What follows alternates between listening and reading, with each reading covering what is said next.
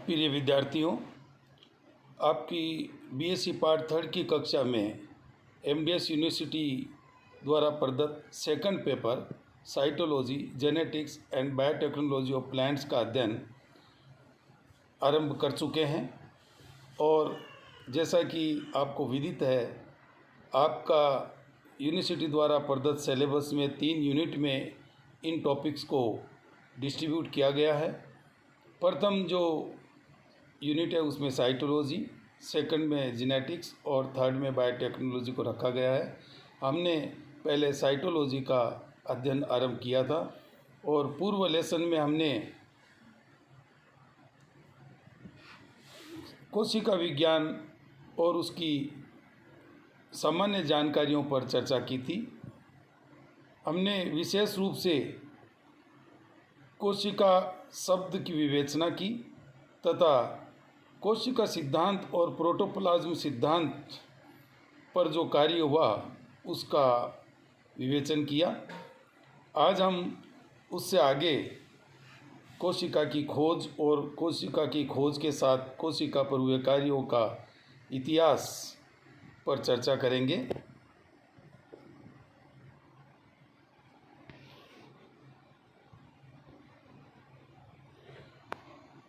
उसके पश्चात हम होमवर्क या क्लास वर्क देखेंगे।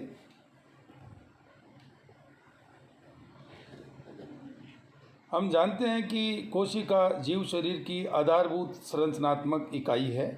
इसके साथ ही जब कोशिका सिद्धांत हमने देखा था तब उसमें और कुछ तथ्य सम्मिलित हुए थे, जैसे कि ये शरीर की आधारभूत संरचनात्मक इकाई के साथ साथ कार्यात्मक इकाई है तथा आनुवंशिक इकाई के रूप में भी प्रयुक्त होती है, आदि आदि।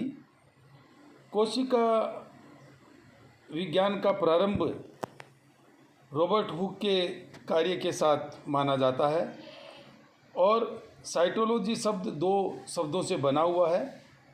ग्रीक शब्द है काइटोस, जिसका तात्पर्य होता है कंटेनर या सेल, कोशिका या पात्र, और लोगोस का तात्पर्य होता है डिस्कर्स, टू डिस्कर्स या अध्ययन। तो अर्थात कोशिका का अध्ययन करना कोशिका विज्ञान है। और कोशिका शब्द लैटिन वर्ड सेला से प्रयुक्त हुआ है। सेला का तात्पर्य सेल या होलो कैविटी से है।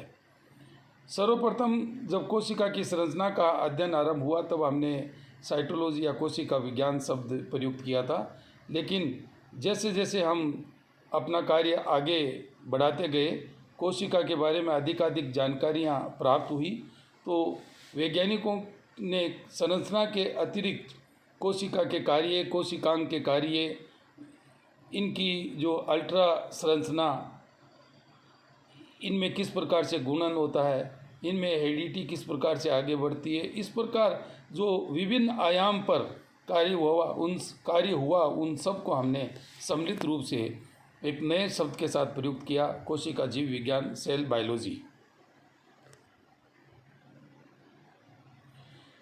कोशिका विज्ञान या कोशिका की खोज के साथ इसके इतिहास की जानकारी प्राप्त करने से पूर्व हम ये देखते हैं कि कोशिका शब्द के प्रादुर्भाव से पूर्व भी जीव जंतु, पादप आदि सब विद्यमान थे, लेकिन कोशिका का जो खोज का कार्य है वह उसके अध्ययन टूल्स या उपकरणों के सहयोग से आगे बढ़ा। तो यहाँ पर जो कोशिका को अध्ययन करने के लिए स्टडी टूल्स प्रयुक्त हुआ वह मुख्यतः माइक्रोस्कोप्स, सूक्ष्मदर्शिता। सूक्ष्मदर्शी के आविष्कार से पूर्व और उसके बाद की स्थितियों के अनुसार कोशिका विज्ञान में कार्य कैसे आगे बढ़ा, इस पर हम चर्चा कर रहे हैं। सूक्ष्मदर्शी के आविष्कार से पूर्व यदि हम देखें तो एक कोटेशन हमें मिलता है अरस्तु एवं पैरासेल्सस का। उनके अनुसार ये बात कब कही, जब सूक्ष्मदर्शी का आविष्कार नहीं हुआ था, कि सभी जीव, चाहे वह जंतु या पौधे या प्राणी हों, कितने भी सरल या जटिल हों, कुछ ऐसे तत्वों से निर्मित होते हैं जो प्रत्येक जंतु या पौधों में पाए जाते हैं। उसके बाद में जब सूक्ष्मदर्शी का आविष्कार हुआ और सूक्ष्मदर्शी के आविष्कार के साथ कोशिका विज्ञान आगे बढ़ा, उसमें जो सहयोग हमें मिलता है, और उसके बाद में जब सूक्ष्मदर्शी बहुत विकसित रूप में आई, तब कोशिका विज्ञान का इतिहास किस प्रकार से त्वरित गति से आगे बढ़ा, यह हम देखेंगे।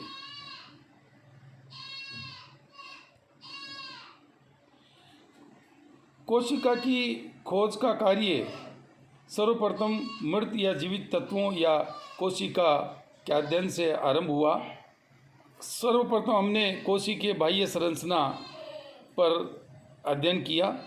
तत्पश्चात हमारा ध्यान कोशिका के अंदर द्रव्य जैसी संरचना पर गया और उसमें निलंबित कोशिकांगों की स्टडी शुरू हुई।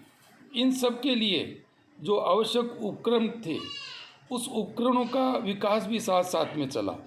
तो ये कहना यहाँ पर उचित होगा कि कोशिका विज्ञान के इतिहास के अध्ययन करने से ये स्पष्ट होता है कि इसके विकसित होने में सूक्ष्मदर्शी यंत्र के आविष्कार व उत्तरोत्तर विकास की मुख्य भूमिका रही है।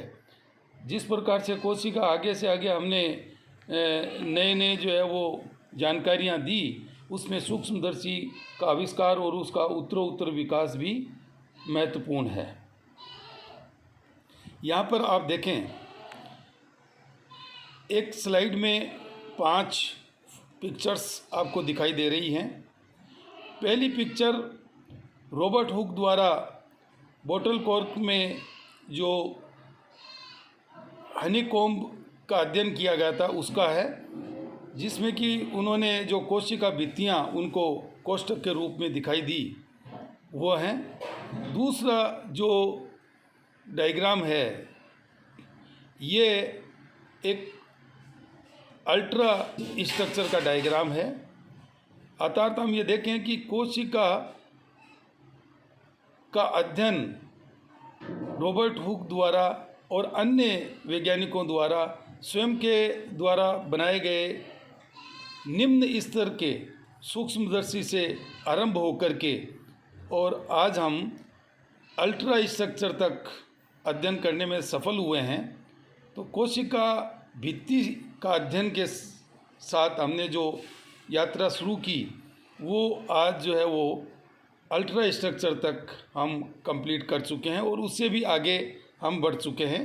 हम इसके इतिहास का जब संक्षिप्त अध्ययन देखेंगे, तब ये बात हमें ज़्यादा अच्छे से समझ में आएगी। जो आगे के 3 चित्र हैं, वह सूक्ष्मदर्शियों के हैं। बीच का जो चित्र है वह सूक्ष्मदर्शी रॉबर्ट हुक द्वारा बनाया गया सूक्ष्मदर्शी है, यानी बिल्कुल सरलतम प्रकार का सूक्ष्मदर्शी जिससे कि कोशिका विज्ञान आरंभ हुआ। बीच का जो चित्र है वह कंपाउंड माइक्रोस्कोप का है, अर्थात हमने इसको और आगे विकसित करके इस रूप में हम ले आए कि कोशिका का जो अध्ययन है वो सुगम हुआ। लेकिन अंतिम जो चित्र है वह इलेक्ट्रॉन माइक्रोस्कोप का है, अर्थात हमने सूक्ष्मदर्शी का किस प्रकार किस स्तर तक का विकास किया है कि आज हम सूक्ष्मतम से सूक्ष्मतम संरचना का भी अध्ययन करने में सफल हुए हैं।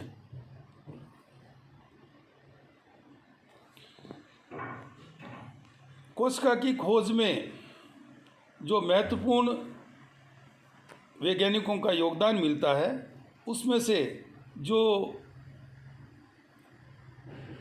माइलस्टोन साबित हुए हैं इस क्षेत्र में, उनका हम बारी बारी से जिक्र यहाँ पर करेंगे।